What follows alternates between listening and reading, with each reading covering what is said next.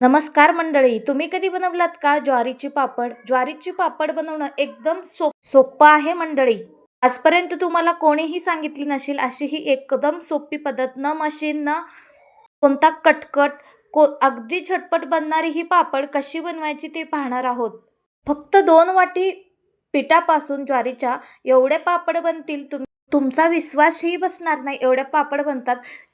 2 वाटीमध्ये 200 पापड बनवतात मंडळी. तर कसा बनवायचा ते पाहणार आहोत. एकही स्टेप न मिस करता संपूर्ण रेसिपी पहा. रेसिपी आवडल्यास लाईक, शेअर, सबस्क्राईब करा आणि बेल आयकॉनला क्लिक करा, जेणेकरून नवनवीन रेसिपीज तुमच्यापर्यंत पोहोचतील. तर मंडळी इथे पाहू शकता एकदम कुरकुरीत अशी ही आपली ज्वारीची पापड झालीत. अशी ही पापड कशी बनवायची ते पाहणार आहोत. चला तर रेसिपीला सुरुवात करूया. तर मी इथे 1 वाटी ज्वारीचा पीठ घेतलेलं आहे आणि एक टोपली घेतलेली आहे. त्यामध्ये आपण ज्वारीचं पीठ व्यवस्थित चाळून घ्यायचं. छोटं चाळणी असलं तरी घेऊ शकता किंवा आपण रेग्युलरी जे चाळणीने पीठ चाळतो त्याच चाळणीने आपण 2 वाटी परफेक्ट चाळून घेणार आहोत. तर इथे पाहू शकता अगदी झटपट बनली जातात. तुम्हाला आठवतात का आईच्या हाताची ज्वारीची पापड? आई कशी बनवायची ते तुम्हाला मी आज सांगणार आहे. अशी ही एक सिक्रेट रेसिपी आहे, ते तुम्हाला कोणीही सांगणार नाही. ते मंडळी आपण स्टेप बाय स्टेप फॉलो करा, तुम्हालाही समजेल कसा बनवला आहे ते. तर मी इथे 2 वाटीसाठी 4 ग्लास पाणी ठेवलेलं आहे. वाटीच्या प्रमाणाने घ्याल तर 4 वाटीपेक्षा 2 वाटी जास्त पाणी घ्यावं लागतील. म्हणजेच टोटली 6 वाटी पाणी घ्यावे लागेल तुम्हाला. वाटीच्या प्रमाणे तुम्ही घेतलात तर. ग्लासाच्या प्रमाणे घेतलात तर 4 ग्लास पाणी इथे आपल्याला लागतात. तरी मी ते पाणी गरम करायला ठेवलेलं आहे. पाणी छान गरम झालं की त्यामध्ये पापड खार घालून घ्यायचं 2 चम्मच.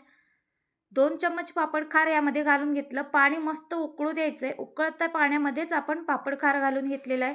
त्यानंतर यामध्ये घालून घ्यायचं आहे तीळ आणि जिरे. तुम्हाला जे आवडतात ते तीळ तुम्ही घालू शकता.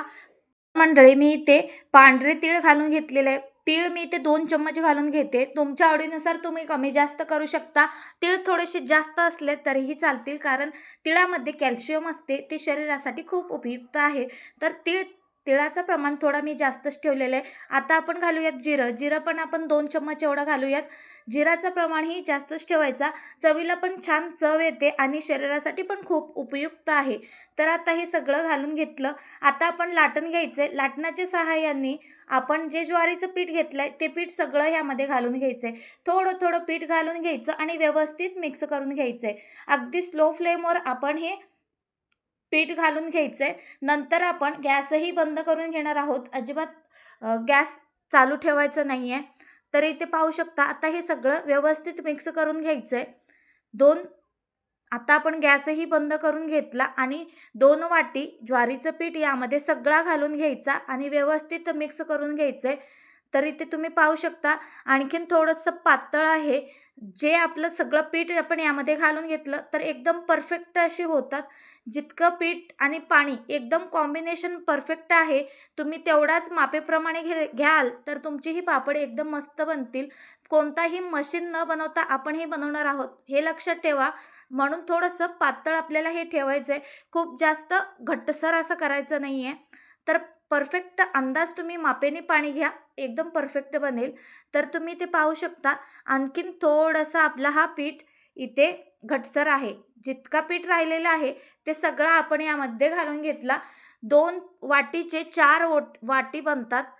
पीठ भिजल्यानंतर 4 वाटी इतकं आपलं पीठ दिसतो. तर इथे तुम्ही पाहू शकता अशी या पद्धतीने आपला हा पीठ झाला पाहिजे आणि व्यवस्थित असा मिक्स करून घ्यायचं आहे. लाटण्याच्या सहाय्याने शक्यतो करा, कारण अजिबात पिठाचे गोळे होत नाहीत आणि अजिबात गाठी दिसून येणार नाहीत. अगदी झटपट होतात.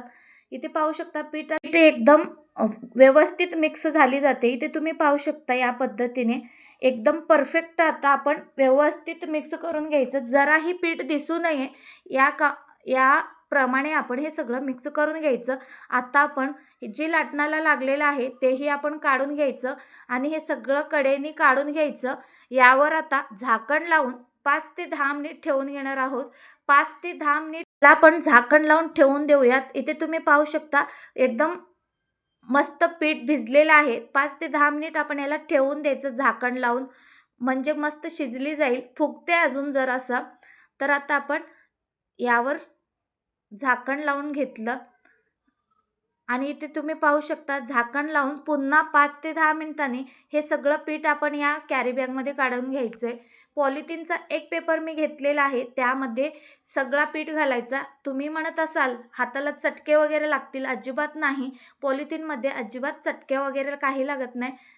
जर तुम्हाला तसं वाटत असेल तर तुम्ही जे पावभाजीचं मिक्सिंग असतं त्याच्याने तुम्ही प्रेस करू शकता. व्यवस्थित मिक्स करून घेऊ शकता. तर तुम्ही इथे पाहू शकता सगळं आपण पीठ यामध्ये घालून घेतलेलं आहे आणि या पद्धतीने असा व्यवस्थित मिक्स करून घ्यायचं आहे. एकजीव करून घ्यायचं आहे. खूप जास्त वेळ पण घेणार नाही. अगदी एकदम परफेक्ट असा हा पीठ तयार होतो. अजिबात गाठी वगैरे होणार नाहीत. तर मी इथे कुकरमध्ये हे पीठ शिजवणार आहे. तुम्हाला आजपर्यंत कोणीही सांगितलं नसेल कुकरमध्ये पीठ कसा शिजवायचा. आणि तांदळाची पण पापड याच पद्धतीने बनवतात, खिशी पापड. तांदळाची खिशी पापड तुम्ही कधी बनवलात का? बनवला नसेल तर चॅनलवर व्हिडिओ आहे. रिलेटेड व्हिडिओ पण हाच ठेवणार आहे. तर तुम्ही शेवटी बघू शकता किंवा डिस्क्रिप्शनमध्ये जाऊन पाहू शकता. तर मंडळी इथे मी कुकर ठेवून घेतलेलं आहे. कुकरमध्ये पाणी घालून घेतलेलं आहे आणि एक मी भांडं ठेवून घेतलेलं आहे. तर पाहू शकता या पद्धतीने बालुशाहीचा आकार करून पण आपण पीठ शिजवून घेऊ शकतो. म्हणजे असा गोलाकार करून पीठ ठेवू शकतो. एक खाली स्टँड ठेवायचं, मात्र पाणी घालून घ्यायचे आणि खाली स्टँड ठेवून घेतलेला आहे. आणि या पद्धतीने गोल किंवा लंबगोळा या पद्धतीने आपण पीठ शिजवून घेऊ शकतो. कोणत्याही पद्धतीने तुम्ही करू शकता. जसं या पद्धतीने गोल बालुशाहीसारखं केलं तरी चालतं आणि लांब-लांबकी अशी केलं तरी चालेल.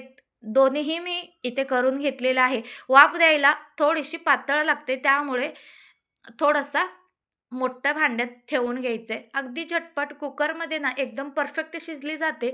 अगदी 3 शिट्ट्यामध्ये आपली ही पीठ शिजवून होते. तर इथे आपण कुकरचं झाकण ठेवून घ्यायचं आहे. कुकरचं झाकण ठेवून 3 शिट्ट्या काढून घ्यायचे. 3 शिट्ट्या काढून घेतल्यानंतर तुम्ही इथे पाहू शकता पीठ एकदम मस्त असं शिजलेलं आहे. अगदी वाफही येतोय. एकदम मस्त शिजलेलं आहे. एकदम मऊसूत असं झालेलं आहे. घाबरायचं नाही अजिबात. ही एकदम मऊच होते. जसं-जसं थंड व्हायला लागते तसं-तसं घट्ट होत जातं. अगदी गरमागरम थोडं-थोडं घेऊ शकता किंवा हे सगळं पीठ आपण घेऊन कॅरी बॅगमध्येच ठेवायचं आहे. हे सगळं आपण घेऊया त्यामध्ये. या पॉलिथिन पेपरमध्ये आपण हे घालून घेऊयात सगळा पीठ यामध्ये घालून थोडंसं हलक्या हाताने आपण मिक्स करून घ्यायचं आहे आणि या पद्धतीने छोटे-छोटे गोळे करून घ्यायचे. तुम्ही ते पाहू शकता. अशी छोटे-छोटे गोळे करून घ्यायचे आणि एक पॉलिथिन पेपर घेतलेला आहे. त्याला थोडंसं तेल लावून घेतलात तरी चालेल, नाही लावलात तरी चालेल. तर इथे पाहू शकता एक मी पातळ घेतलेला आहे. थोडंसं जाडसर असला तर तुम्ही घेऊ शकता मंडळी. जाडसर असलं तर अजिबात फाटणार नाहीत आपले पापड. तर मी ते पॉलिथिन पेपरमध्ये एक गोळा ठेवलेला आहे एकदम छोटं. जसं आपली गोटी असते तेवढी आपण पीठ घेणार आणि या पद्धतीने ताटाने प्रेस करून घ्यायचं आहे. तुमच्याकडे पातळ प्लेट असला तरी चालेल, प्लेटनेही करू शकता. मी इथे ताटाने करून घेतलेलं आहे. पाहू शकता मंडळी एकदम मस्त अशी अगदी न लाटता मशीन बिना मसनाची ही अशी ही पापड आपण इथे तयार करून घेतो. एकदम पातळ बनतात आणि एकदम परफेक्ट बनतात. अगदी तुम्ही हाताने सुद्धा या पद्धतीने बनवू शकाल ही पापड. आणि तुमच्याकडे मशीन असाल तर एकदम परफेक्ट आहे. मशीन असलं तर थोडंसं घट्ट करून घ्यायचं पीठ. नसेल तर इथे मी दाखवते याप्रमाणे पापड आपण बनवून घ्यायचं. इथे तुम्ही पाहू शकता मंडळी एकदम पातळ अशी ही आपली पापड 200 पापड बनतात 2 वाटीमध्ये. तर मंडळी इथे पाहू शकता या पद्धतीने संपूर्ण पापड आपण इथे करून घेतलेला आहे. आणि हो, पापड कसे फुलतात तर पापडमध्ये पापड खार घालायला पाहिजे. म्हणजे पापड खार घातलीत की एकदम टम्म दिशा फुगतात. तुम्ही इथे पाहू शकता या पद्धतीची ही आपली पापड 2 दिवस आपण उन्हात वाळवून घेतली आणि तिसऱ्या दिवशी आपण ही पापड भाजून दाखवतोय. मस्त फुलतात आणि मोठे होतात. इथे तुम्ही पाहू शकता दुप्पटीने फुलतात मंडळी. तुम्हीही एकदा ना एकदा नक्की ट्राय करा. तुम्हालाही खूपच आवडेल ही अशी रेसिपी. आणि पापड खार घालायला विसरायचं नाही, जेणेकरून आपली पापड मस्त होतात. तर इथे पाहू शकता या पद्धतीने आपण पापड भाजून घेतली. आताचा आवाजही तुम्ही ऐकू शकता. एकदम भन्नाट असा आवाजही येतो. एकदम दुप्पटीने फुलले जातात सगळी पापड. आता याचा आवाज पाहूयात. एकदम कुरकुरीत असा हा आपला पापड तयार होतो. मंडळी, रेसिपी आवडल्यास लाईक, शेअर, सबस्क्राईब करायला विसरू नका. भेटूयात नवीन रेसिपी